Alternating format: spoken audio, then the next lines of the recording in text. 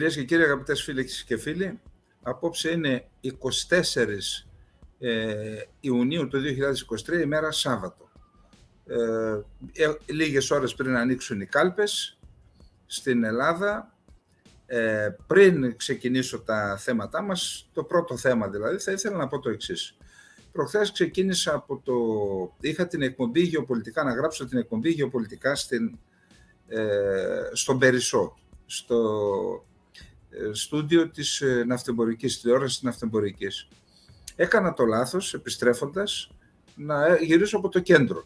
Εγώ μένω κάπου προς το Κουκάκι, γύρισα προς το κέντρο, είδα κάποια στιγμή εκεί στην Σταδίου, τώρα όλοι δεν ξέρετε την Αθήνα, αλλά θα καταλάβετε το. Γύρισα κάπου εκεί στην Πατησίων, είδα ότι έχει κίνηση, λέω θα μιλάει κάποιος στο Σύνταγμα, είπα να πάω μέσω Παγκρατίου. Ενώ αυτή η εκτροπή που έκανα από το δρομολόγιό μου έγινε γύρω στις 7.30 ώρα. Ξέρετε τι ώρα έφτασε στο σπίτι? 11 η ώρα. Τι θέλω να πω? Εντάξει, δεν θέλω να πω ποιος έκανε την ομιλία, όποιος και να την έκανε. Εδώ δείχνει ότι οι πολιτικοί δεν έχουν καμία επαφή με την κοινωνική πραγματικότητα. Από τη στιγμή που υπάρχουν δυνατότητες να μπουν για παράδειγμα στο Ζάπιο και να μαζέψουν εκεί και 50 και 100.000 που δεν μαζεύουν. Μαζεύουν τώρα 5-10.000. Κάντε τη σε μια πλατεία και μην βασανίζετε τους Έλληνες πολίτες. Αυτή η ιστορία με το κλείσιμο των δρόμων, είτε από πολιτικούς, είτε από συνδικαλιστές, είτε από αναρχομπαχαλάκηδες, αυτή η ιστορία είναι αυτοκτονική. Βλέπουν οι ξένοι και γελάνε. Καμιά πρωτεύουσα του κόσμου, εξ όσων γνωρίζω, δεν την κλείνει ο ένας, ο Α, όποιος και να είναι αυτός. Μα πρωθυπουργός, μα αρχηγός κόμματος. Τέτοια πραγματικά παχυδερμία, αναισθησία, από όποιον και να το κάνει, πιστεύω δεν έχω ξαναδεί και δεν υπάρχει πουθενά στον κόσμο. Και για να κλείσει ένας δρόμος, κανονικά πρέπει να αποφασίζουν αυτοί που πλήττονται. Δηλαδή εκπρόσωποι των πολιτών, εκπρόσωποι των κατασυμματαρχών, εκπρόσωποι των κατοίκων μιας περιοχής, άνθρωποι που θέλουν να πάνε σε νοσοκομεία. Τι είναι αυτό το πράγμα δηλαδή? Τι είναι αυτό το πράγμα? Και από ό,τι με πληροφορεί ο συνεργάτης μου ο Χάκα εδώ, ο Μόντι, ο πρωθυπουργός της Ινδίας, αυτός που πήγε στον Biden και συναντήθηκαν, θεωρείται ο δημοφιλέστερος πολιτικός στον κόσμο. Γιατί? Έχει μια ραδιοφωνική εκπομπή μια φορά την εβδομάδα, έχει 85 εκατομμύρια ακολούθους. Θα μου πείτε εντάξει, είναι χώρα 1,5 δις. Δεν έχει σημασία. 1,5 δις είναι περίπου το 7-6% πόσο. Δεν είναι λίγο. Και κάθε εβδομάδα λοιπόν έχει επαφή με τον κόσμο, δέχεται τα μηνύματα του κόσμου, τα διαβάζει. Αυτοί όλοι που κάνουν τις συγκεντρώσεις στην πλατεία Συντάγματος, καλά, δεν έχουν κάποιον δίπλα να τους πει ρε εσύ, μας βρίζει όλος ο κόσμος, γιατί να την κάνεις εδώ? Γιατί να πάει να την κάνεις σε μια πλατεία που δεν κλείνεις κανενός στον δρόμο? Τι είναι αυτό το πράγμα? Να σας πω κάτι, επίτηδες το κάνουν. Θέλουν να αποδείξουν και να ταυτοποιήσουν ότι δεν λογαριάζουν κανέναν σε αυτή τη χώρα, δεν λογαριάζουν τους πολίτες. Οι πολίτες είναι απλώς τα υποζύγια και τα κορόιδα που στηρίζουν αυτούς οι οποίοι είτε είναι αρχηγοί κομμάτων, είτε είναι πολιτικοί υψηλόβαθμοι, γι' αυτό το κάνουν. Εάν είχαν την παραμικρή αίσθηση κοινωνικής ευαισθησίας, ανθρώπινης ευαισθησίας, δεν θα το έκαναν. Ακόμα και αυτοί οι δρόμοι που γίνονται με τα χιλιόμετρα και τα λοιπά, που κλείνουν κάθε 3 και λίγο την Αθήνα, και αυτό λάθος είναι. Να πάνε σε μια παραλιακή κάπου που δεν έχει κόσμο, να κάνουν εκεί το τροχάδια τους. Και εγώ είμαι δρομέας. Αλλά πραγματικά σέβομαι τον οποιονδήποτε να το κλείσω το δρόμο για 3 δευτερόλεπτα. Όχι να κλείνετε την Αθήνα για 4, 5 και 6 ώρες για να πείτε τα κούφια λόγια σας εσείς πολιτικοί.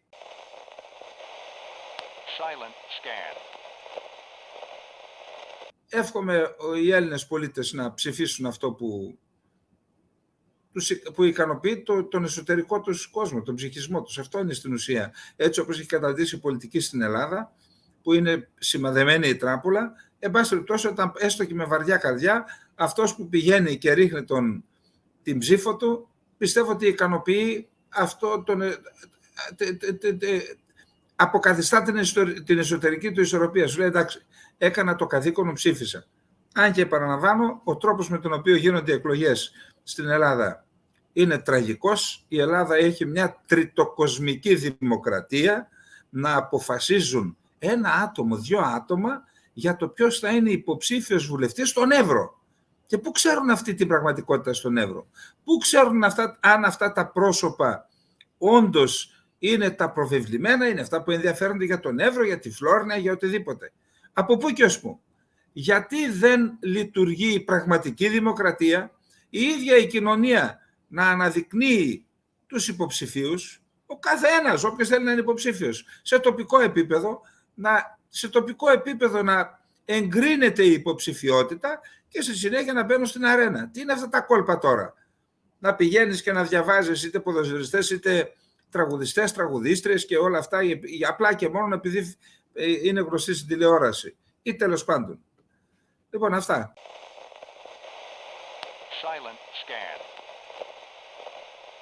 Πάμε στο κορυφαίο θέμα παγκοσμίου ενδιαφέροντος, είναι η εξέγερση που είναι σε εξέλιξη στη Ρωσία.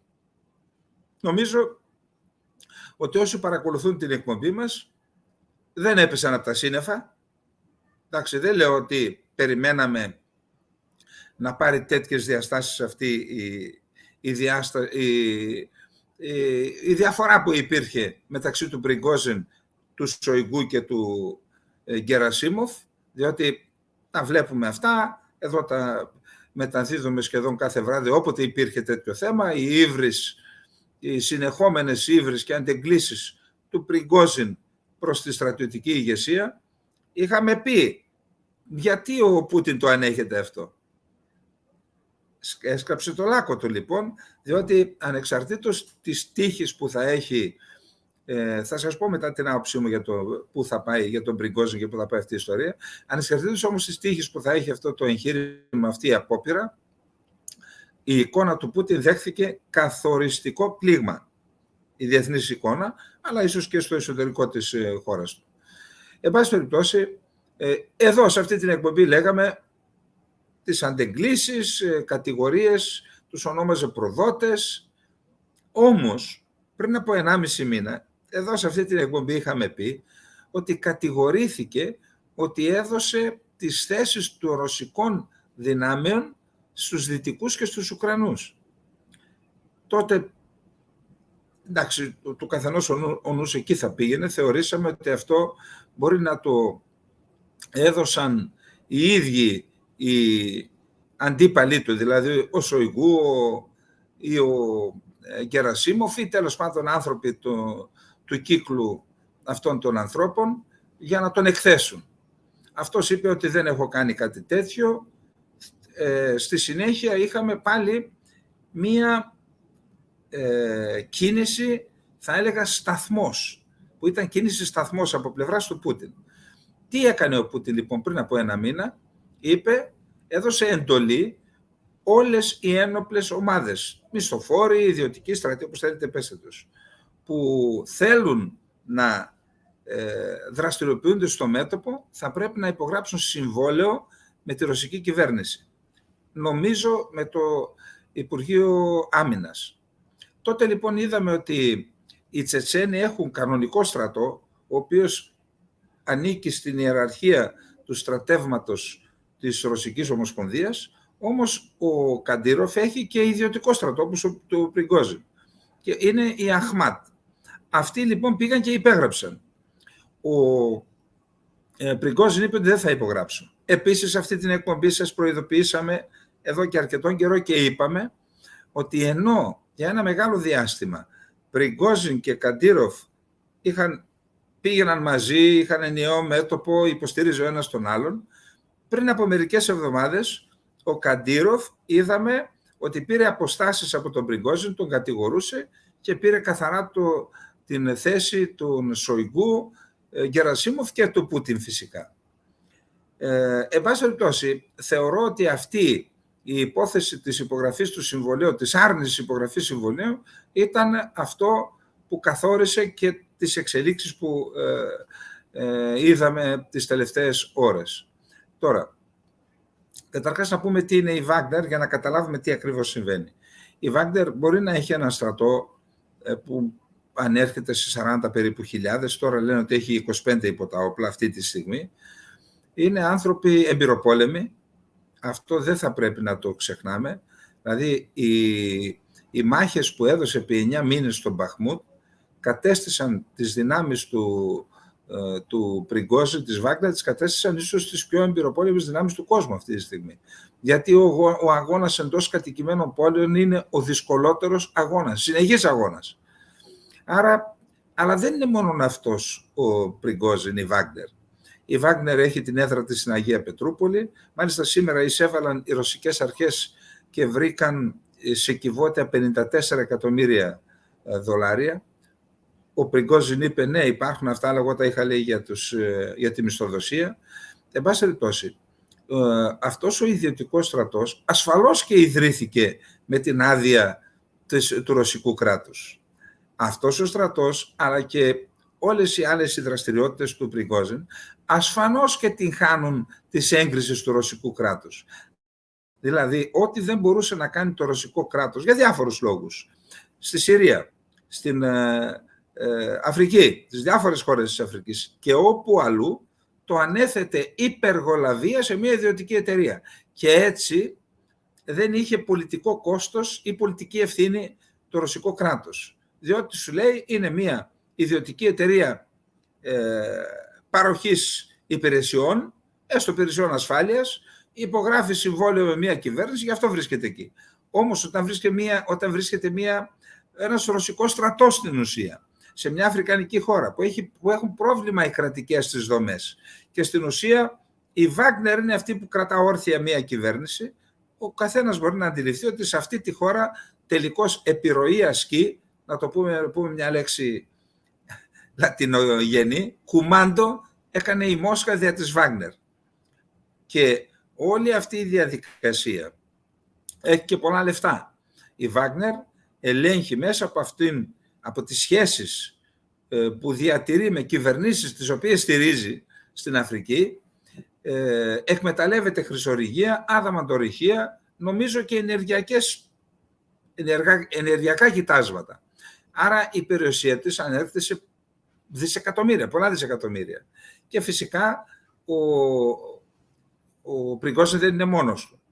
Αφού έχει την υποστήριξη του ρωσικού κράτους, όπως γίνεται αντιληπτό, έχει στενούς δεσμούς με τις υπηρεσίες πληροφοριών και στρατιωτικές υπηρεσίες πληροφοριών, γενικώς με τις υπηρεσίες πληροφοριών του ρωσικού κράτους.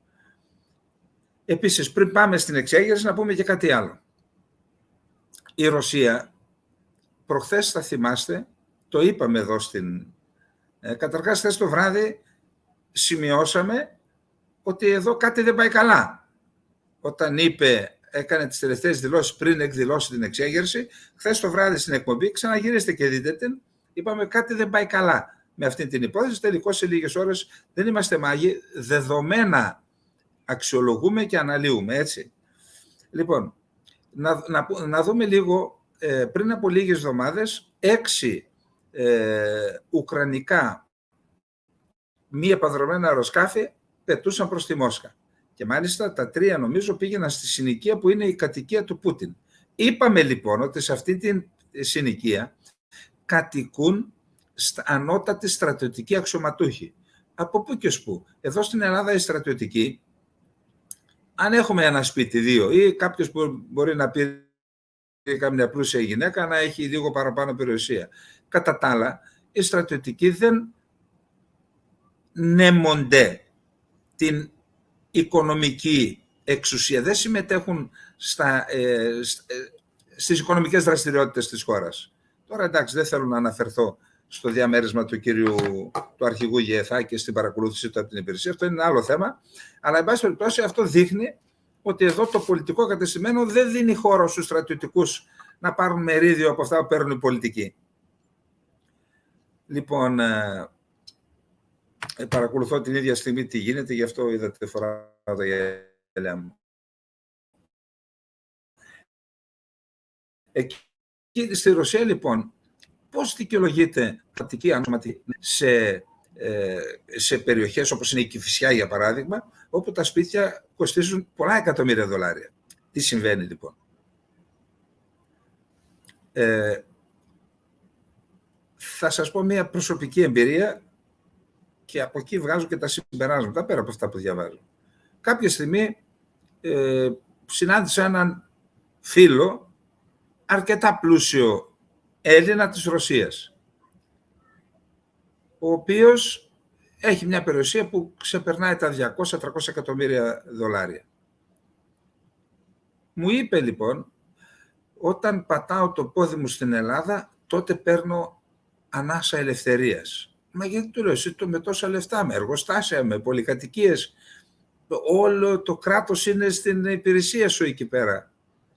Γιατί όντως το κράτος του είχε έναν αστυνομικό για οδηγό, ο ίδιος είχε κάτι σαν ταυτότητα που την έδινε για να περνάει από τα μπλόκα, δηλαδή φαινόταν ότι έχει την εύνοια του ρωσικού κράτους. Μου λέει, αυτό δεν είναι χωρίς τίμημα. Λέω, τι εννοείς? Λέει, κάθε μήνα στον Περιφερειάρχη, στο στρατιωτικό διοικητή, στο διοικητή της υπηρεσίας πληροφοριών, στον οικονομικό εισαγγελέα, στον οικονομικό έφορο, κάθε μήνα παρακολουθούν όλες τις οικονομικές δραστηριότητες και ένα ποσό πηγαίνει σε αυτούς. Και όλοι ξέρουν ότι τα παίρνουν όλα. Και αλίμονο, λέει, εάν ξεχάσω την ημέρα των γενεθλίων τους. Γιατί, λέει, εκεί η ονομαστική γιορτή δεν λέει τίποτα. Τα γενέθλια είναι. Γιατί το λέω αυτό? Το λέω γιατί οι στρατιωτικοί υπάρχουν οι ολιγάρχες ή επιχειρηματίες, οι ιδιώτες, και υπάρχουν οι ολιγάρχες στρατιωτικοί. Αρκετοί στρατιωτικοί, για παράδειγμα για το Σουροβίκιν έχω διαβάσει ότι και αυτός είχε προβλήματα με τη δικαιοσύνη, γιατί έχει και αυτός πολλά εκατομμύρια, μπορεί και εκατοντάδες. Τι λοιπόν πιθανόν να συμβαίνει? Ερχόμαστε τώρα στην εξέγερση του Πριγκόζιν. Λοιπόν, εκεί είναι πιθανόν καταρχάς να βάλουμε κάποια ερωτηματικά. Πώς βρέθηκαν 25.000 στρατός βρέθηκαν στο Ροστόφ? Στο Ροστόφ είναι το αρχηγείο, καταρχάς λέει είναι μία από τις πρωτεύουσες του ρωσικού κράτους. Έχει εκεί έδρα ο Πούτιν, η ομοσπονδιακή κυβέρνηση, είναι η Νότια Ρωσία, έτσι. Εκεί είναι και η διοίκηση της νότιας, το αρχηγείο της νότιας στρατιωτικής διοίκησης της Ρωσίας. Και από εκεί γίνεται ο συντονισμός του πολέμου στην Ουκρανία.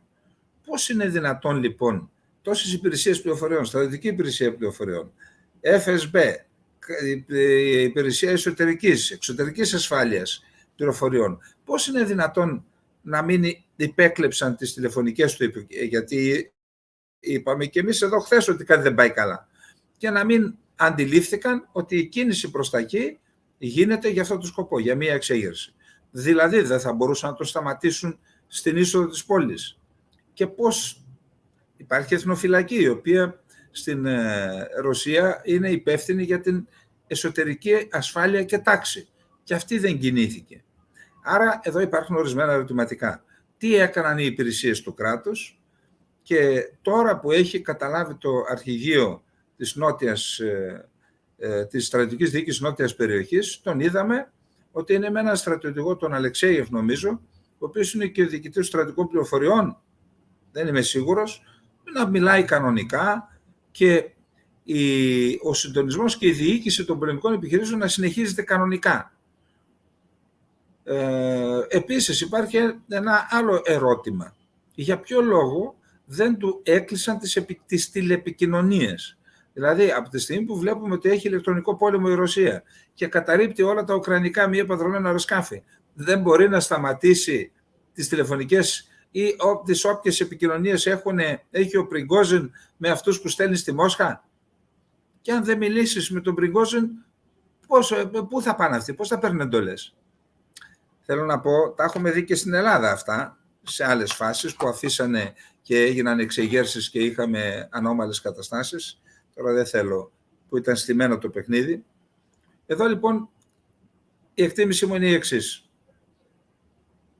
Ότι μπορεί να συμβαίνουν δύο πράγματα. Καταρχάς το να το έκανε μόνος του ο Πριγκόζιν, επαναλαμβάνω, είναι διακινδυνευμένο να κάνουμε τώρα εκτιμήσεις, αλλά το να το έκανε μόνος του ο Πριγκόζιν, εγώ το αποκλείω. Ο Πριγκόζιν σε κάθε περίπτωση είχε μαζί του μέρος της στρατιωτικής ιεραρχίας, αυτή η οποία νέμεται την εξουσία, όχι μόνο τη στρατιωτική και την οικονομική, μέρος της οικονομικής εξουσίας. Και αυτή η κόντρα που γινόταν τόσο καιρό μεταξύ Πριγκόζιν, Σοϊγκού και Γκερασίμοφ, πάλι πιστεύω ότι πίσω από τον Πριγκόζιν υπήρχαν άνθρωποι οι οποίοι του είπανε διώξτε τους αυτούς να λάβουμε εμείς για να συνεχίσουμε τα γνωστά. Άρα ο Πριγκόζιν θεωρώ ότι είναι ο μπροστινός, ότι υπάρχουν στελέχη του κράτους που τον στηρίζουν και στελέχη των υπηρεσιών, των κρίσιμων υπηρεσιών που επηρεάζουν αυτήν όλη την ιστορία. Και γι' αυτό είχαμε μέχρι στιγμής την εξέλιξη. Άρα ο στόχος πιθανόν να είναι να αλλάξει η στρατιωτική ηγεσία χωρίς να πειραχθεί ο Πούτιν. Είναι το ένα ενδεχόμενο που είναι και το ισχυρότερο κατά την άποψή μου. Δεύτερος στόχος μπορεί να είναι ο ίδιος ο Πούτιν. Και εδώ πλέον μπαίνει και ο ρόλος της Δύσης. Δηλαδή, εάν η Δύση έχει εμπλοκή, είχε από τότε που κατηγορήθηκε ότι έδωσε πληροφορίες για τις θέσεις και τα οχυρωματικά έργα για τις θέσεις του ρωσικού στρατού, μήπως στρατολογήθηκε ή μήπως με κάποιο τρόπο ελέγχεται, μήπως του δώσαν διαβεβαιώσεις ότι ανάτρεψε τον Πούτιν και εμείς θα σε αναγνωρίσουμε. Δεν το γνωρίζουμε αυτό. Πάντως, εάν υπάρχει ενεργός εμπλοκή της Δύσης, τότε το σενάριο, εγώ πιστεύω ότι γίνεται το πρώτο, επαναλαμβάνω. Δεν αποκλείω την εμπλοκή της Δύσης, αλλά ούτως ή άλλως δεν φαίνεται αυτή τη στιγμή ότι είναι πρωτογενής στόχος ο Πούτιν, ασχέτως εάν η εικόνα του δέχεται ένα απίστευτο πλήγμα. Τώρα, το δεύτερο σενάριο είναι να είναι στόχος ο ίδιος ο Πούτιν. Αν είναι στόχος ο ίδιος ο Πούτιν, τότε πάλι παραμένει η παραδοχή που είπα ότι υπάρχει ένα μέρος του στρατιωτικού κατεστημένου και το κατεστημένο των υπηρεσιών πληροφοριών που τον στηρίζει και σε καμιά περίπτωση, δεν το πιστεύω δηλαδή ότι θα γίνει ο Πριγκόζιν πρόεδρος της Ρωσίας, ασχέτως ότι θέλει αυτός. Πιστεύω ότι ο Πριγκόζιν την επόμενη μέρα δεν θα υπάρχει, εννοώ στο πολιτικό σκηνικό, δεν ξέρω αν υπάρχει εν ζωή ο άνθρωπος. Εν πάση περιπτώσει, αυτή είναι η άποψή μου για την εξέγερση που είναι σε εξέλιξη στην Ρωσία. Τώρα, να κάνω και μια γενικότερη αναφορά για το θέμα. Ξέρετε, είναι γνωστό, και αυτό δεν είναι άποψη της Ρωσίας, αυτό το έχω εκφράσει από το 2014. Ψάξτε και βρείτε μια ομιλία που είχα κάνει στη Θεσσαλονίκη, υπάρχει στο κανάλι μας, ψάξτε και βρείτε, θα το δείτε. Ο στόχος της Δύσης είναι η διάλυση της Ρωσικής Ομοσπονδίας. Η Ρωσική Ομοσπονδία αποτελείται από 82-84 οντότητες. Τι σημαίνει οντότητες? Αυτόνομες δημοκρατίες, αυτόνομες περιοχές που λειτουργούν με δικό τους πρόεδρο δημοκρατίας, δικό τους κοινοβούλιο, έχουν και σύνορα. Δηλαδή όταν έκανα ένα ταξίδι από το Κρασνοντάρ στο Βλαδικαυκάς και πέρασα 4-5 δημοκρατίες, την Τσερκεζία, την Ιγκουσετία και το Καμπαρντάι Μπαλκάρ. Ξέρετε, όταν περνούσα τα σύνορα υπήρχε σταθμός που μπορούσα να σου ελέγξω και τα διαβατήρια ακόμα. Θέλω να πω ότι η Ρωσική Ομοσπονδία είναι 82-84 τέτοιες οντότητες. Και λαοί, τους είχε πει προχθές ο Πούτιν πόσοι λαοί υπάρχουν και πόσες θρησκείες. Τώρα νομίζω 22 λαοί, εθνότητες κατοικούν στην Ρωσία. Άρα ο στόχος, επειδή η Ρωσία είναι μια ενοχλητική δύναμη, λόγω του τεράστιου οπλοστασίου που έχει, του πυρηνικού οπλοστασίου, επειδή έχει κρίσιμη υψηλή τεχνολογία διαστημική, ξέρετε, διαστημική, στο διαστημικό σταθμό χωρίς τους Ρώσους δεν μπορούσαν να πάνε. Εκεί είναι 1 ή και 2 βήματα μπροστά. Γενικώς στην αεροναυπηγική είναι σε καλό επίπεδο. Πάσχει στα ηλεκτρονικά και στην υψηλή τεχνολογία. Εν πάση περιπτώσει, είναι μια υπολογίσιμη δύναμη. Όμως αυτή η αχανής έκταση που κατέχει έναν χώρο από τον οποίο εξαρτάται η παγκόσμια ισορροπία, έτσι. Τα τεράστια αποθέματα πλούτου που υπάρχουν και άνωθεν και κάτωθεν του επίπεδου της γης. Δηλαδή τα υπόγεια αποθέματα, είτε πετρελαίου, φυσικού αερίου, χρυσός, διαμάντη κτλ. Ο τεράστια που στο Βόρειο Πόλο, αυτή την παγωμένη θάλασσα που πιθανόν να ανοίξει, και εκεί υπάρχουν τεράστιες αξίες. Όλα αυτά λοιπόν δεν δέχεται η παγκόσμια τάξη να τα έχει μια χώρα. Και είχα πει από καιρό ότι θα ήταν ευτυχείς να τη δουν να διαλύεται. Πιθανόν τώρα να βιώνουμε κάτι τέτοιο, μια απόπειρα τέτοια, αν ισχύει το δεύτερο σενάριο που είπα. Όμως εδώ υπάρχει ένα ζήτημα. 7.500 πυρηνικές κεφαλές. Δηλαδή για να πάμε από την κατάσταση που είναι σήμερα, που είναι και υπό έλεγχο τα κουμπιά με τα πυρηνικά. Εάν περάσουμε σε μια χαοτική κατάσταση, που κανείς δεν ξέρει ποιος θα ελέγξει τα κουμπιά ή εάν κινδυνεύσει τι θα κάνει, αυτό λοιπόν είναι ένα τεράστιο ζήτημα. Και γι' αυτό είδαμε ότι ο Μπλίνκεν μίλησε με τους υπουργούς εξωτερικών των G7. Υπάρχει μια τεράστια ανησυχία στη Δύση. Εγώ θα έλεγα ότι αντί να παίρνουν τηλέφωνο όλοι μεταξύ τους, όποιος ανησυχεί για την πορεία της ανθρωπότητας, να πάρει τηλέφωνο στο Λονδίνο και εκεί να εκφράσει τις ανησυχίες του, και αυτοί που ακούνε καταλαβαίνουν τι λέω. Εντάξει. Λοιπόν, αυτά, σε ό,τι αφορά τον πόλεμο, η Ουκρανία θεωρεί ότι είναι αυτό μια ευκαιρία για την ίδια. Σήμερα δεν πρόλαβα να δω, επειδή παρακολουθούμε συνέχεια αυτή την ιστορία και είχαμε και κάποια τηλεοπτικά, αλλά στα πολεμικά μέτωπα δεν νομίζω να υπάρχουν σοβαρές αλλαγές. Εκτιμώ ότι και οι Ουκρανοί θα περιμένουν να δουν πού θα πάει η κατάσταση και στη συνέχεια θα προσπαθήσουν να διαχειριστούν την κατάσταση. Πάντως, να πούμε ότι χθες, πριν την εξέγερση του Πριγκόζιν, ότι δήλωσαν, η Μαγιάρ, η Υφυπουργός Άμυνας, δήλωσε ότι κατέλαβαν ένα χωριό βορείως, νομίζω, του Ντονιέτσκ, το οποίο το κατήχαν οι Ρωσόφωνοι, οι Ρώσοι, από το 2014. Δηλαδή σε κάποια σημεία η αντεπίθεση φαίνεται ότι έχει επιτυχίες, έστω και σημειακές, οριακές, αλλά υπάρχουν επιτυχίες. Ο πόλεμος όμως θα κριθεί από την πορεία των εξελίξεων της εξέγερσης Πριγκόζιν. Αυτό δεν νομίζω να κρατήσει πολλά 24 ώρα. Εκτιμώ ότι αύριο, Κυριακή, η κατάσταση θα έχει ξεκαθαρίσει με το που οδηγείται η υπόθεση. Πάντως φαίνεται ότι μέχρι στιγμής η Ρωσία, το κράτος, η κυβέρνηση δεν έχει επιλέξει την οδό της αιματοχυσίας. Τώρα, όσον αφορά τη στάση του κόσμου, υπάρχουν αντιφατικές γνώμες. Υπάρχουν άνθρωποι που έχουν εντυπωσιαστεί από τις νίκες της Βάγνερ και τώρα δυσκολεύονται να τον κατηγορήσουν. Δηλαδή, δεν ξέρω σε ποιο βαθμό, γιατί έχω μιλήσει με ανθρώπους, αλλά ο διχασμός στην ρωσική κοινωνία ασφαλώς πιο πολύ είναι με τον Πούτιν. Αυτό καταλαβαίνω από τις συζητήσεις, αλλά εισακούεται και ο Πριγκόζιν σε ένα μέρος της ρωσικής κοινωνίας.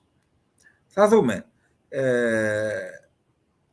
Επαναλαμβάνω, αύριο Κυριακή, 25 Ιουνίου, ημέρα εκλογών για την Ελλάδα, εκτιμώ ότι θα έχει ξεκαθαρίσει η κατάσταση.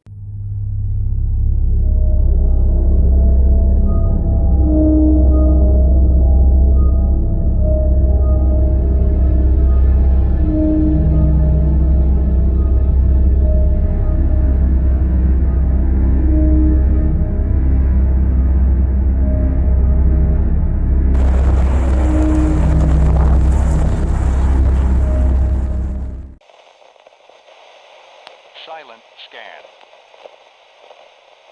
Ήδη βλέπω ότι ξεκαθαρίζουν τα πράγματα, διαρρέουν κάποιες πληροφορίες. Ένα από τα κορυφαία ζητήματα της ανθρωπότητας είναι η τεχνητή νοημοσύνη. Το έχουμε ξαναπεί αυτό και κατά την άποψή μου είναι και ένας κίνδυνος για το ανθρώπινο γένος η τεχνητή νοημοσύνη. Εν πάση περιπτώσει, βλέπω ότι η Ευρωπαϊκή Ένωση προσπαθεί να κάνει ένα νομικό πλαίσιο. Δεν ελέγχεται αυτή η ιστορία, αλλά για η τεχνητή νοημοσύνη, από ό,τι μίλαγα προχθές, επειδή συγγνώμη γιατί έχει ζέστη εδώ και έχω υδρώσει, αλλά πάση περιπτώσει, επειδή είχα πει εδώ ότι η Ελλάδα είναι απούσα από αυτήν την κοσμογονία της τεχνητής νοημοσύνης, μίλησα με 2 ανθρώπους που σχετίζονται και μου είπαν δεν υπάρχει πολιτική αυτή τη στιγμή από το κράτος, από την ελληνική κυβέρνηση για το θέμα αυτό, αλλά υπάρχουν εξαιρετικοί επιστήμονες που εργάζονται στην τεχνητή νοημοσύνη. Δηλαδή η Ελλάδα έχει ένα επίπεδο, επαναλαμβάνω, αλλά υπάρχει έλλειμμα πολιτικής. Γιατί τα αναφέρω αυτά? Μου εξήγησαν λοιπόν ότι αυτή η τεχνητή νοημοσύνη στηρίζεται σε αλγόριθμους. Οι αλγόριθμοι αυτοί υπήρχαν εδώ και δεκαετίες. Πού ήταν το πρόβλημα? Το πρόβλημα ήταν οι ηλεκτρονικοί υπολογιστές, οι δυνατότητες που είχαν οι ηλεκτρονικοί υπολογιστές. Και μου είπαν ότι ένα κινητό σήμερα έχει τις δυνατότητες του ηλεκτρονικού υπολογιστή, ο οποίος καθόριζε την πορεία του διαστημοπλοίου στην σελήνη. Άρα αυτοί οι ηλεκτρονικοί υπολογιστές όμως στηρίζονται στα μικροτσίπς και στους ημιαγωγούς. Και όταν λέμε ημιαγωγή εννοούμε Ταϊβάν και Κίνα. Και η συμφωνία που φέρεται να έκανε ο Biden με τον Μόντι αφορά τους ημιαγωγούς. Δηλαδή η τεχνολογία αλλά και οι πρώτες ύλες να δοθούν στην Ινδία ώστε να αποκτήσει δυνατότητα στην παραγωγή ημιαγωγών και έτσι σταδιακά να έχουμε σε ένα βαθμό απεξάρτηση από την Κίνα ή τέλος πάντων έναν ανταγωνιστή, γιατί η Κίνα, όπως ξέρετε, είναι ένας τεράστιος ανταγωνιστής και για την Ευρώπη, για τις ΗΠΑ και να δημιουργηθεί αυτή η κατάσταση. Επίσης είδα ότι μαχητικά αεροσκάφη, μη επανδρομένα αεροσκάφη, ντρόν, όλα αυτά είναι στο πακέτο της συμφωνίας που 25 δισεκατομμύρια είναι για τα αμυντικά, αλλά για τους ημιαγωγούς είναι ένας άλλος τομέας.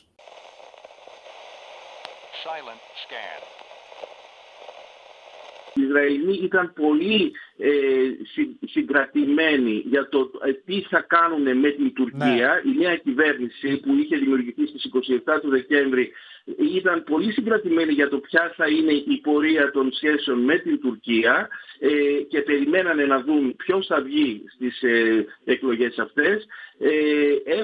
Έχω την πληροφόρηση ότι δρομολογείται μια συνάντηση ανάμεσα στον Νετανιάου και τον πρόεδρο της Τουρκίας, τον Ερντοάν, και πιστεύω ότι αυτή η τριμερής που ετοιμάζεται των 3 ηγετών Ελλάδας, Ισραήλ και Κύπρου, στην Κύπρο, θα έχει και τη δική της σημειολογία. Δεν έχουν ανακοινωθεί οι ημερομηνίες ακόμα. Αναμένουμε να δούμε ποιος θα είναι ο υπουργός στην Ελλάδα. Κοντός ψαλμός αλληλούια, μεθαύριο, παραμεθαύριο είναι εκλογές. Πάντως θα γίνει φέτος. Ναι, μα είναι συχνές εξάλλου αυτές οι τριμερείς συναντήσεις. Νομίζω μία φορά το χρόνο γίνεται κάποια από τις συναντήσεις. Παλαιότερα ήταν πιο συχνές. Αλλά επειδή εδώ είχαμε τη νέα κυβέρνηση, έχουμε μία προεκλογική περίοδο στην Ελλάδα, είχαμε μία προεκλογική περίοδο στην Κύπρο. Ναι. Η Κύπρος ακόμα, η κυβέρνηση πάει να κάνει πολύ σημαντικές τομές σε θεσμικό επίπεδο. Οπότε λοιπόν τώρα αρχίζει να μπαίνει το νερό στο αυλάκι, αλλά έχουμε και τον πρόεδρο της Τουρκίας που πλέον είναι ξανά ο Ερντοάν, παρά τις εκτιμήσεις που ακούγονταν και τις είχαμε συζητήσει, αν θυμάστε.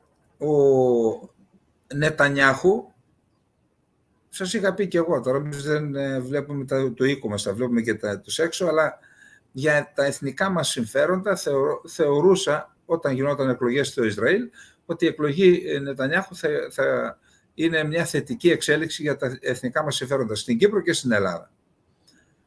Και αυτό, εγώ δεν ξέρω τα εσωτερικά του Ισραήλ, τώρα δεν μπορούμε να τα ξέρουμε και όλα, όμως διάβαζα και διαβάζω τις αναρτήσεις του ιού Νετανιάχου, οι οποίες αφορούν και τις αναρτήσεις και απέναντι της Τουρκίας, στην Τουρκία και στον Ερντογάν, αλλά κυρίως υπέρ της Κύπρου. Και θα έλεγα ότι οι αναρτήσεις και οι θέσεις που αναπτύσσεις, αυτές τις αναρτήσεις στο Twitter βασικά, είναι πιο προχωρημένες από αυτές που κάνουμε κι εμείς, που μας λένε και ακραίους για την Κύπρο, που ζητάμε την απελευθέρωσή της. Άρα ο Νετανιάχου, αυτό ήταν τα στοιχεία που με οδήγησαν να πω ότι θα είναι θετική εξέλιξη, αλλά και οι ενέργειες, οι πολιτικές ενέργειες που έκανε ο Νετανιάχου απέναντι στην Ελλάδα και απέναντι στην Τουρκία. Πάντα απέναντι στην Ελλάδα ήταν θετικός.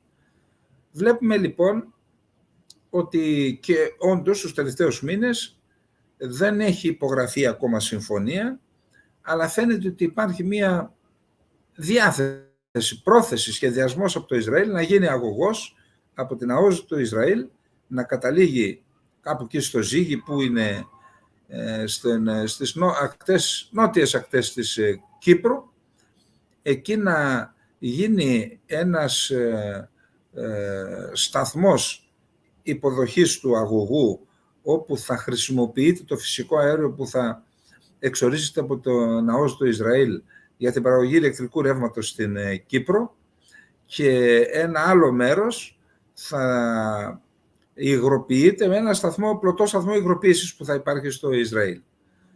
Αυτό είχαμε πει τότε ότι είναι μια εξέλιξη με πολύ σημαντικές πολιτικές και γεωπολιτικές διαστάσεις.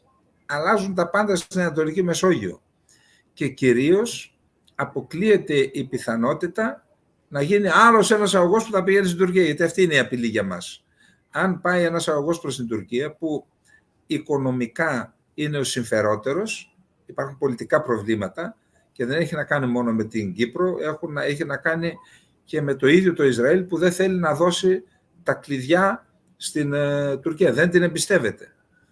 Ενώ λοιπόν υπάρχουν όλα αυτά και πόσα άλλα, οι τριμερείς, Ελλάδα, Κύπρος, Ισραήλ και τα χέρια το ένα πάνω στα άλλα που βλέπαμε, έκλεισε συνάντηση τον επόμενο μήνα Ερντογάν Νετανιάχου.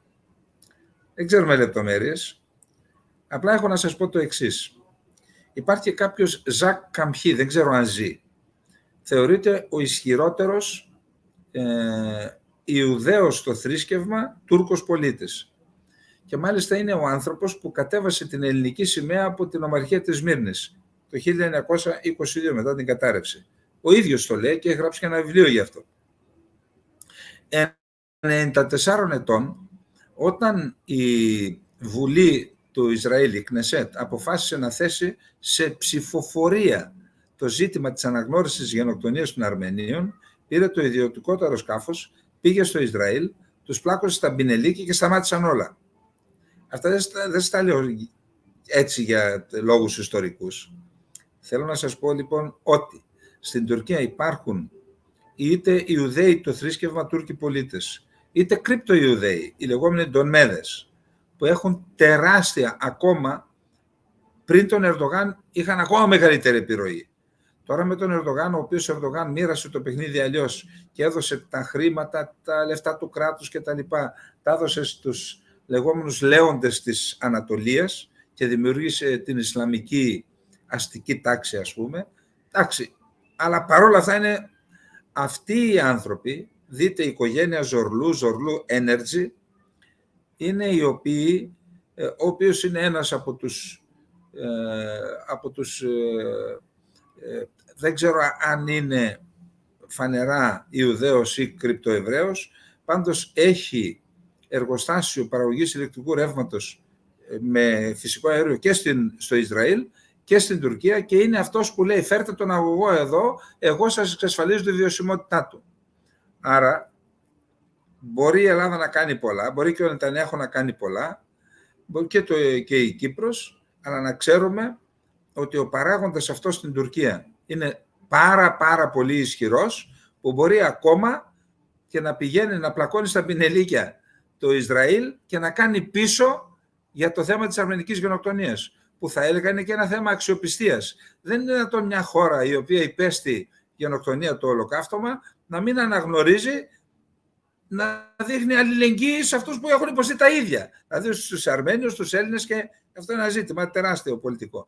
Εν πάση περιπτώσει, Νετανιάχου Ερντογάν, λοιπόν, θα δούμε πού θα πάει αυτή η ιστορία. Μακάρι ο γιος Νετανιάχου να επηρεάσει τον πατέρα. Αν μας ακούει κανένας, σας το στείλει με μετάφραση να πει τι λέμε. Έξεργο σήμερα και ο Στάθιον εντάμαν με τον εγγονόνατα εδέβαν στο καφενείον τη χωρή. Ο Χάμπον ο Καβετσής αμάν έτρεξε να καλωσορίζατς. Καλώς το Στάθιον το Ιωσμάν με το παλικάρ τεγκόνιτ. Ντο θα πίνετε να φέρω σας. Καλώς έβρασας Χάμπο, γιατί με μπίσον έναν καηδέν χωρίς εκέρ, για το έχω ζάχαρον. Επεκεί εκλώστην και ρωτά τον εγγονόνατ. Πουλόπομ, εσύ ντο θα πίνεις.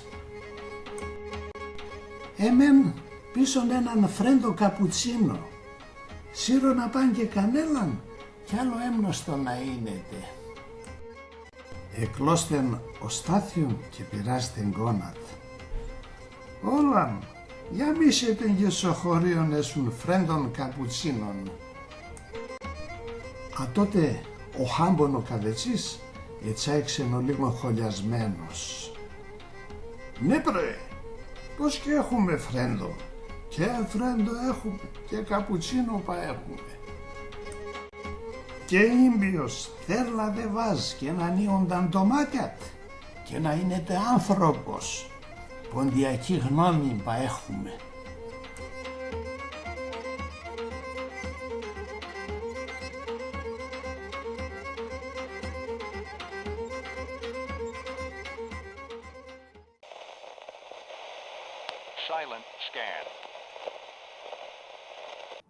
Οι Ηνωμένες Πολιτείες της Αμερικής κάλεσαν τις υπόλοιπες 4 χώρες μόνιμα μέλη του Συμβουλίου Ασφαλείας για να συμφωνήσουν για τα πυρηνικά. Υπήρχε συμφωνία για τα πυρηνικά μεταξύ αυτών των 5 χωρών και ακριβώς επειδή ήταν οι χώρες που μετά τον Δεύτερο Παγκόσμιο Πόλεμο όριζαν τις τύχες του κόσμου, έκαναν αυτές τη συμφωνία για να έχουν μόνο αυτές πυρηνικά, ασχέτως αν ξέφυγε το Ισραήλ, η Ινδία, το Πακιστάν και η Κορέα η Βόρεια και ανέπτυξαν το δικό τους πυρηνικό προστάσιο. Πάντως αυτές οι 5 χώρες έχουν μία συμφωνία και πριν γίνει λοιπόν η εξέγερση του Πριγκόζιν, είχαν καλέσει οι Ηνωμένες Πολιτείες της Αμερικής τις υπόλοιπες 4 χώρες να συναντηθούν για να συζητήσουν το θέμα του ελέγχου των πυρηνικών όπλων. Και αυτό έχει να κάνει, πιστεύω, με την αποχώρηση της Ρωσίας από τη Συμφωνία START 2 που αφορούσε τον έλεγχο των πυρηνικών όπλων και ήταν διμερής μεταξύ της Ρωσίας και των Ηνωμένων Πολιτειών της Αμερικής.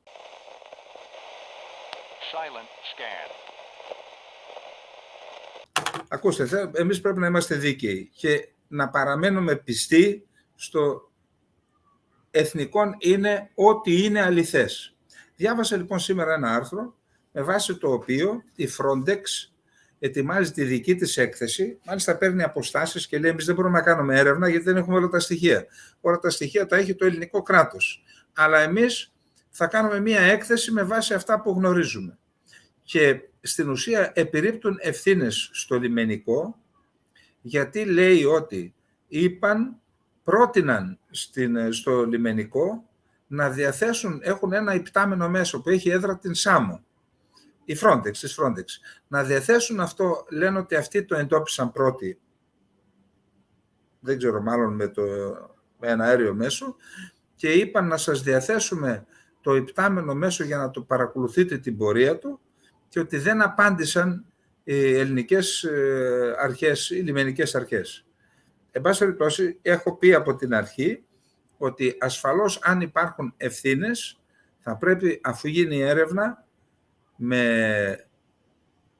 η Ελλάδα είναι κράτος δικαίου, αν υπάρχουν ευθύνες, να αποδοθούν. Ήμουν αντίθετος στην πολιτικοποίηση του ζητήματος με τον τρόπο που έγινε και να εκτεθεί η χώρα διεθνώς.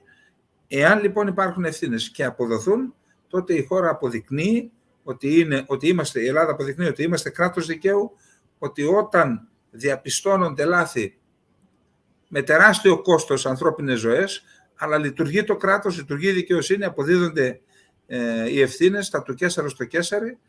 Επειδή λοιπόν είπαμε κάποια λόγια για το ποιος ευθύνεται και επειδή είναι ένα καινούριο στοιχείο, γι' αυτό θεώρησα καλό να το μοιραστούμε μαζί μας, γιατί η σχέση που έχουμε αναπτύξει εδώ ως κανάλι ομιλών με τους 120.000 φίλους του καναλιού, νομίζω ότι είναι σχέση εμπιστοσύνης και δεν θα ήθελα αυτή η σχέση να πληγεί. Με αφορμή την τραγωδία που συνέβη στις 14 Ιουνίου 2023, 47 ναυτικά μίλια νότιο-δυτικά της Πύλου, όταν το σκάφος με προορισμό την Ιταλία, υπερφορτωμένο με 750 ανθρώπους, ξεκίνησε από Αίγυπτο και έκανε στάση στο Τομπρούκ, αναποδογύρισε και 78 μετανάστες βρήκαν τραγικό θάνατο, ανακαλύψαμε έναν πολύ ενδιαφέροντα χάρτη με στοιχεία από την Frontex που δείχνει μια κατατοπιστική εικόνα των μεταναστευτικών ροών προς την Ευρωπαϊκή Ένωση. Το 2022 υπήρξε αύξηση 44% των ροών μέσω της οδού των Δυτικών Βαλκανίων, ενώ της Κεντρικής Μεσογείου αυξήθηκε κατά 31%. Ο χάρτης φιλοξενείται στην ιστοσελίδα Geopolitical Intelligence Services Reports σε άρθρο της Φεντερίκα Σαΐνι Φασανότη, η οποία είναι διδάκτορ ιστορικός εξειδικευμένη στη στρατιωτική ιστορία στις αφρικανικές αποικίες και έχει κάνει επιτόπια έρευνα σε Λιβύη, Αιθιοπία και Σομαλία. Η συγγραφέας προειδοποιούσε από τις 31 Ιανουαρίου 2023 ότι οι εντάσεις θα αυξηθούν στις ακτές της Μεσογείου, κάτι που επιβεβαιώθηκε με το πρόσφατο τραγικό ναυάγιο που κόστισε τη ζωή σε δεκάδες ανθρώπους, ανάμεσά τους γυναίκες και παιδιά, τα οποία ήταν κλειδωμένα στο αμπάρι του πλοίου. Η Φασανότη επισημαίνει στο κείμενό της ότι η μετανάστευση από την Αφρική συνεχίζει να βαραίνει τα κράτη της Νότιας Ευρώπης. Οι πρόσφατες συμφωνίες της Ευρωπαϊκής Ένωσης, Δουβλίνο 2 και 3, ελάχιστα συνέβαλαν στην αλλαγή της κατάστασης και αναφέρει πως τα επόμενα κύματα μετανάστευσης θα δημιουργήσουν νέες προκλήσεις. Υπογραμμίζει συν της άλλης την αδυναμία συνεννόησης Βορρά και Νότου στην Ευρώπη και επισημαίνει την απουσία κοινής βούλησης για αντιμετώπιση του προβλήματος. Κατά τα άλλα, για κάποιους δικαιωματιστές, για το ναυάγιο φταίει η Ελλάδα και το ελληνικό λιμενικό, το οποίο έχει σώσει χιλιάδες ψυχές από πνιγμό στο Αιγαίο. Όλος τυχαίως, αυτοί οι κύβδηλοι ανθρωπιστές λένε ακριβώς ό,τι λένε οι Τούρκοι και αναπαράγουν τις θέσεις της Άγκυρας. Οπότε, απευθυνόμενοι προς τους νέους ανθρώπους με ευαισθησίες, θα θέλαμε να πιστήσουμε την προσοχή πριν υιοθετήσουν οποιαδήποτε θέση που ασκεί κριτική στην Ελλάδα. Μπορείτε να διαβάσετε το πολύ ενδιαφέρον άρθρο της στο εφογνώμοpolitics.gr.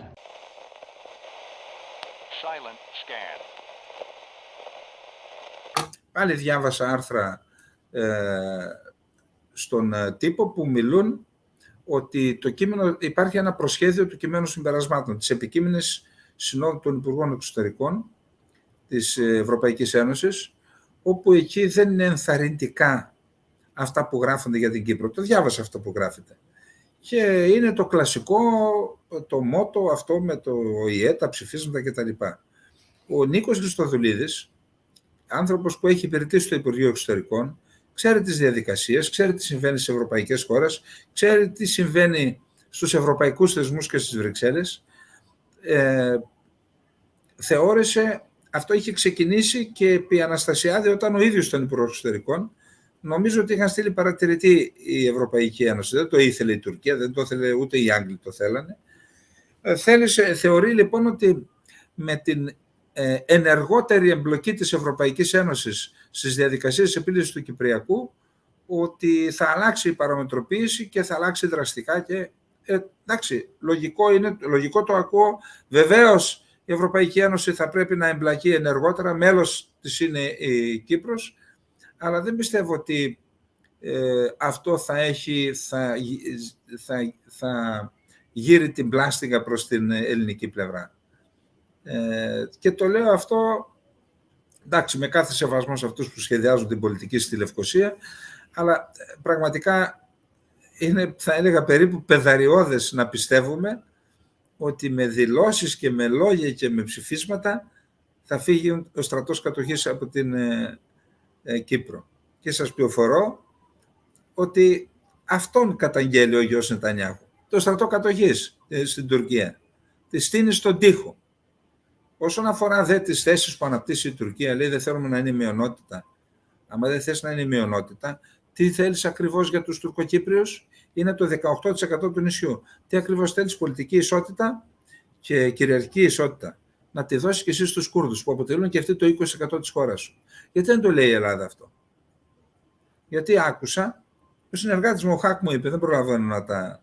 ότι όταν ο Χατζηνικολάου του έκανε συνέντευξη και του είπε ότι υπάρχουν απόψεις που λένε, δικές μας είναι αυτές, ότι πρέπει η Ελλάδα να υπενθυμίζει στην Τουρκία τις βαρβαρότητες που έκανε, ο κ. Μητσοτάκης είπε όχι, δεν χρειάζεται κτλ. Υπάρχουν πολλοί που λένε ότι ίσως θα έπρεπε να ξαναδούμε τη δική μας τακτική απέναντι στην Τουρκία. Να τους υπενθυμίζουμε, για παράδειγμα, τακτικότερα και στη διεθνή κοινότητα τα εγκλήματα της Τουρκίας σε βάρος Ελλήνων στο παρελθόν και σε βάρος της Ελλάδας. Και θέλω να σας ρωτήσω αν αυτή είναι μια εναλλακτική τακτική στην περίπτωση που η Τουρκία συνεχίσει. Κοιτάξτε, κύριε Χαρνιόλ, κανείς δεν επιδιώκει την ένταση, ούτε είμαστε καταδικασμένοι να ζούμε με την Τουρκία σε καθεστώς μόνιμης κλιμάκωσης. Δεν πρέπει να είμαστε στα κόκκινα. Και πρέπει να σας πω ότι έστω και αν δεν μπορούμε να συμφωνήσουμε στα μείζωνα, αυτό δεν σημαίνει ότι πρέπει μονίμως να είμαστε στα πρόθυρα ενός θερμού επεισοδίου, όπως δυστυχώς φτάσαμε τον Αύγουστο του 2020. Μπορούμε να συμφωνούμε και ότι διαφωνούμε, χωρίς ο ένας να προκαλεί τον άλλον. Προκειμένου χωρίς η Τουρκία να προκαλεί την Ελλάδα, γιατί εμείς δεν κάνουμε κάτι προκλητικό εις βάρος της Τουρκίας. Από εκεί και πέρα υπάρχουν και άλλα ζητήματα τα οποία θα μπορούσαν ενδεχομένως να διευρύνουν την ατζέντα προς μια πιο θετική κατεύθυνση. Ζητήματα που έχουν να κάνουν, παραδείγματος χάρη, με συνεργασία σε θέματα πολιτικής προστασίας, οικονομικής συνεργασίας. Έχουμε μεγάλο διμερές εμπόριο με την Τουρκία, αλλά όλα εξαρτώνται από την προσέγγιση της Τουρκίας. Η ελληνική πολιτική την περασμένη τετραετία απέδωσε καρπούς. Πώς? Έχουμε αποφάσεις του Ευρωπαϊκού Συμβουλίου, οι οποίες είναι δεσμευτικές για το πώς η Ευρώπη βλέπει την Τουρκία. Έχουμε ενισχύσει τις συμμαχίες μας, έχουμε μια αμυντική συμφωνία με τη Γαλλία, με τις ΗΠΑ και φυσικά έχουμε ενισχύσει σημαντικά τις ένοπλες δυνάμεις μας, κάτι το οποίο φαίνεται να προκαλεί εκνευρισμό στον κύριο Ερντογάν. Πλην όμως οι αποφάσεις αυτές προφανώς δεν υπόκειται στην έγκριση κανενός. Τότε τι δουλευόμαστε? Δεν είπατε, κύριε Πρωθυπουργέ, ή τέλος πάντων πρώην Πρωθυπουργέ, δεν είπατε ότι θα εντάξετε το θέμα της γενοκτονίας στην ατζέντα της ελληνικής εξωτερικής πολιτικής? Τι γίνεται τώρα? Γιατί όχι? Γιατί όχι?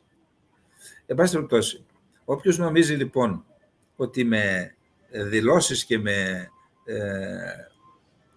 ψηφίσματα ότι θα φύγουν οι Τούρκοι από την Κύπρο, κάνουν λάθος. Το ξαναλέω και δεν ούτε διεκδικώ την πατρότητα. Μία άποψη λέμε.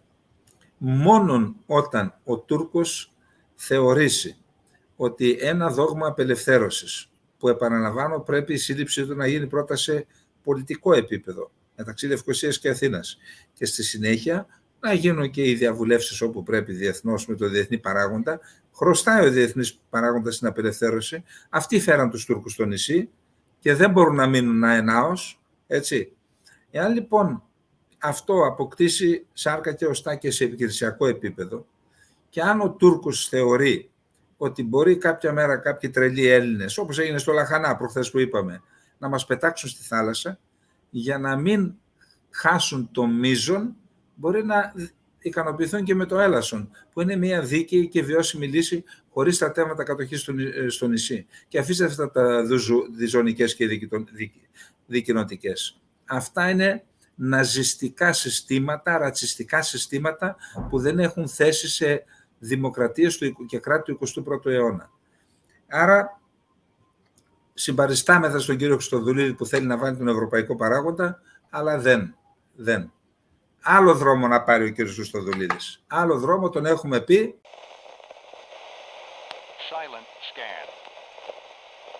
Κύριε Πρόεδρε, αναφερθήκατε στο ενδεχόμενο να υπάρξει μια συνάντησή σας με τον πρόεδρο Ερντογάν στο περιθώριο της Συνόδου Κορυφής του ΝΑΤΟ, στο Βίλνιος.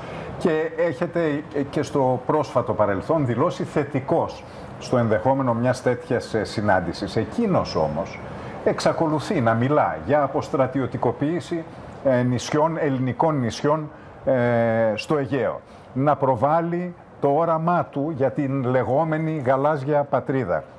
Το ερώτημά μου λοιπόν είναι τι νόημα μπορεί να έχει μια τέτοια συνάντηση μαζί του, όταν εκείνος επί της ουσίας και μετά τις τουρκικές εκλογές δεν έχει κάνει βήμα πίσω από τις προκλητικές απαιτήσεις και τους επιθετικούς αναθεωρητικούς του σχεδιασμούς.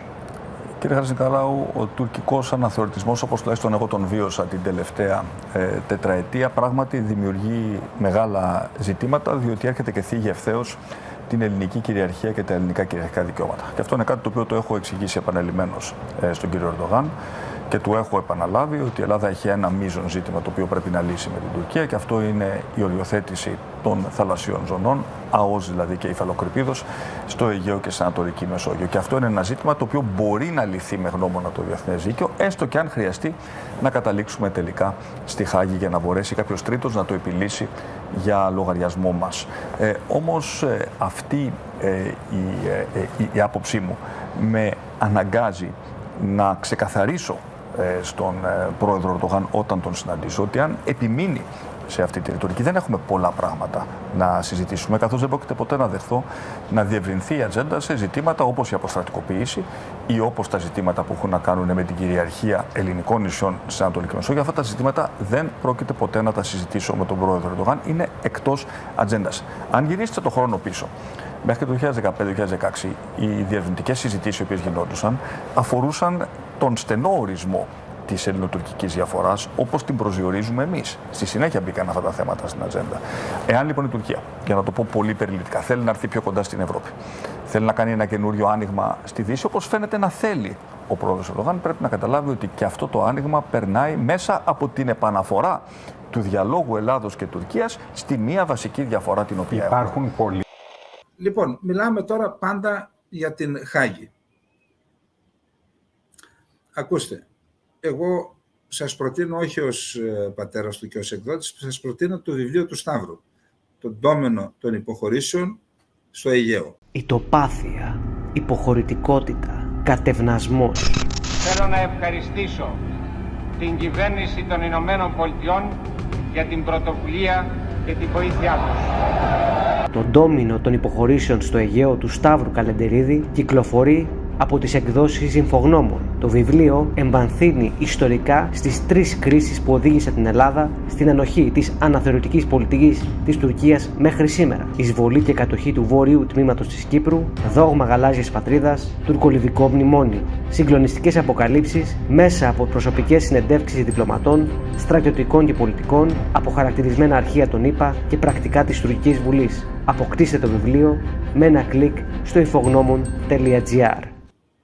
Αν πάρετε και διαβάσετε, είναι η διδακτορική του διατριβή, επιστημονικά τεκμηριωμένο, ελεγμένο από 3 καθηγητές τουλάχιστον, το έχουν διαβάσει και δεκάδες άλλοι καθηγητάδες και δεν υπάρχει μία παρατήρηση μέχρι στιγμής για τα γραφόμενα. Εκεί λοιπόν αποδεικνύεται ότι η Τουρκία έχει στρατηγική. Ποια είναι η στρατηγική της, πώς ξεκίνησε η στρατηγική της?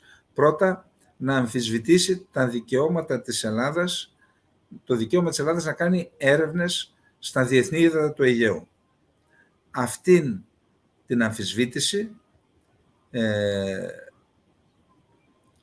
στην ουσία την νομιμοποιήσαμε με το πρωτόκολλο της Βέρνης. Είχαμε την κρίση στο χώρα, μας έσυραν στο τραπέζι και ο διεθνής παράγων στη Βέρνη και εκεί ο τότε Πρωθυπουργός Κωνσταντίνος Καραμανλής υπέγραψε με τον Σουλεϊμάν Ντεμιρέλ, εξπάρτης της Πισιδίας της Μικράς Ασίας ο Σουλεϊμάν Ντεμιρέλ, και υπέγραψαν εκεί το πρωτόκολλο της Βέρνης που τι λέει?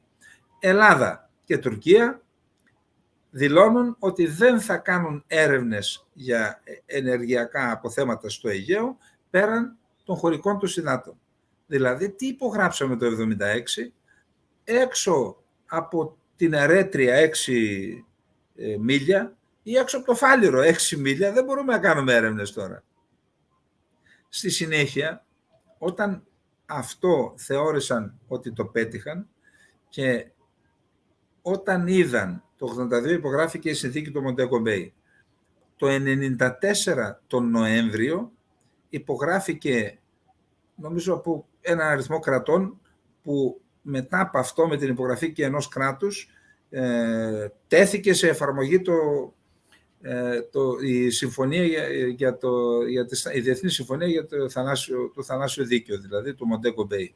Και εκεί η Ελλάδα κατοχύρωσε αυτό που είχε το δικαίωμα με βάση το εθνικό δίκαιο, κατοχύρωσε πλέον και με βάση το γραπτό δίκαιο το δικαίωμα να επεκτείνει τα χωρικά της ύδατα στα 12 μίλια. Τότε λοιπόν οι Τούρκοι προχώρησαν ένα βήμα παραπέρα, μόλις κύρωσε η Ελλάδα τη Διεθνή Συμφωνία για το Διεθνές Δίκαιο της Θάλασσας, πήραν μια απόφαση στη δικιά τους Βουλή και είπαν κάζους μπέλι, απειλή πολέμου αν η Ελλάδα επεκτείνει τα χωρικά της ύδατα. Και επειδή κυκλοφόρησαν κάποιες θεωρίες για τα 12 μίλια, να τα κάνουμε 10. Και δήλωσε η Τσιλέρ τότε 6 μίλια και 1 μέτρο αν επεκτείνεται, απειλή πολέμου, ισχύει απειλή πολέμου. Εν πάση περιπτώσει, όταν τελείωσε και αυτή η ιστορία και όταν θεώρησαν ότι μας το επέβαλαν, πήγαμε στο θέμα της αμφισβήτησης. Η μία, γκρίζες ζώνες. Όταν θεώρησαν λοιπόν και εκεί ότι το πέτυχαν, προχώρησαν και οι γκρίζες ζώνες ήταν αμφισβητούμενης κυριαρχίας νησιά. Προχώρησαν πιο πέρα και με αφορμή την αποστατικοποίηση πλέον θέτουν και θέμα εθνικής κυριαρχίας. Και πριν αυτό το θέμα της αποστατικοποίησης που έστειλαν τις επιστολές στον ΟΗΕ, δεν είναι απλό. Είχαν θέσει και θέμα τουρκικών νησιών που είναι υπό ελληνική κατοχή. Είπε λοιπόν ο κύριος Μητσοτάκης, δεν θα πάμε στη Χάγη. Μα για να πας στη Χάγη πρέπει να υπογράψεις συνυποσχετικό. Η Ελλάδα, ο Βαγγέλης Βενιζέλος νομίζω το καθόρισε, που λέει, έστειλε επιστολή στο Διεθνές Δικαστήριο και είπε η Ελλάδα δεν αναγνωρίζει δικαιοδοσία στο δικαστήριο για θέματα εθνικής άμυνας, ασφάλειας και εθνικής κυριαρχίας. Δηλαδή δεν θα βάλουμε τους δικαστές να μας πούν αν τα νησιά είναι στρατικοποιημένα. Όμως, για να πάμε στη Χάγη, λέει ένα θέμα μόνο, ΑΟΣ και η Υφαλοκρηπίδα, αν και πιο πριν μας έλεγε άλλα, θαλάσσιες ζώνες, δηλαδή να βάλουμε μέσα και το θέμα των 12 μιλίων, του δικαιώματος της επέκτασης, που αυτό δεν το δίνει σε κανέναν, είναι κυριαρχικό δικαίωμα της Ελλάδας. Εν πάση περιπτώσει, πώς θα υπογράψει η Τουρκία συνυποσχετικό να πάμε στη Χάγη, από πού θα οριστεί η μέση γραμμή, αφού αυτά τα νησιά δεν τα αναγνωρίζει ως ελληνικά. Τι θα γίνει με αυτά τα νησιά, πώς θα τα υπογράψει η Τουρκία? Δηλαδή, συγγνώμη, λέει στο λαό τους ότι αυτά είναι τουρκικά ή αυτά είναι αμφισβητούμενα. Και τώρα τι θα πει? Εντάξει, είναι ελληνικά, ελάτε να οριοθετήσουμε από εκεί. Ποιον κοροϊδεύετε λοιπόν? Ποια Χάγη? Εκτός και αν θέλετε να πάτε στη Χάγη πακέτο και με δέσμευση στο συνυποσχετικό ότι δεν θα επεκτείνουμε, αλλά και να κρίνει το δικαστήριο της Χάγης ποια νησιά είναι ελληνικά και ποια είναι τουρκικά και μετά, αφού κρίνει, μετά να προχωρήσουμε σε οριοθέτηση. Αυτό ξέρετε πώς λέγεται? Αυτό λέγεται εθνική αυτοκτονία. Γι' αυτό λοιπόν δεν ξέρω ποιοι σας συμβουλεύουν. Δεν ξέρω, ή μάλλον ξέρω. Έχουμε και το εξής ανορθολογικό, να μην πω τίποτα άλλο. Αυτήν την κυρία που δεν θυμάμαι το όνομά της, που ήταν εμπειρογνώμος στο Υπουργείο Εξωτερικών, την έδιωξε ο κύριος Δένδιας και την πήρε ο κύριος Μητσοτάκης στο γραφείο του, σύμβουλο. Δηλαδή, συγγνώμη, ένα άτομο που είναι ακατάλληλο για το Υπουργείο Εξωτερικών είναι κατάλληλο για τον Πρωθυπουργό? Ξέρετε ποια λέω τώρα, έτσι, μην... Αυτοί έχετε τέτοιες απόψεις. Όλα δεν είναι, πάμε πακέτο όλα. Λοιπόν, αυτά είχαμε να πούμε για απόψε.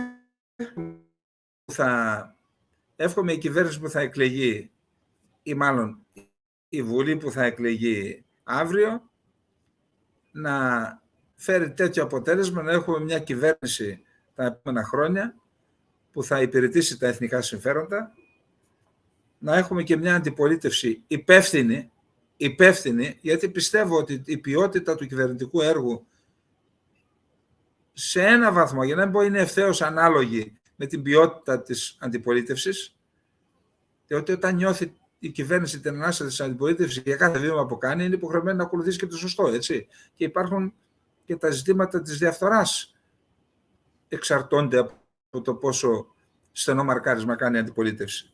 Εν πάση περιπτώσει, και σε ό,τι αφορά τα εθνικά θέματα, εθνικό μέτωπο, όλα τα κόμματα και φυσικά με την κυβέρνηση το επόμενο διάστημα να μην ζήσουμε αυτό που όλοι μιλούν για τις πρέσπες του Αιγαίου. Δεν το υιοθετώ, αλλά λέγε κάποιοι κάτι έχουν ακούσει, κάτι γνωρίζουν.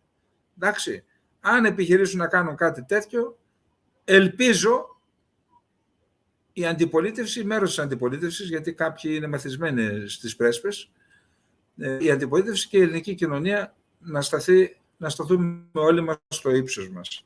Λοιπόν, αυτά. Καληνύχτα, να είστε όλοι καλά και καλό βόλιο.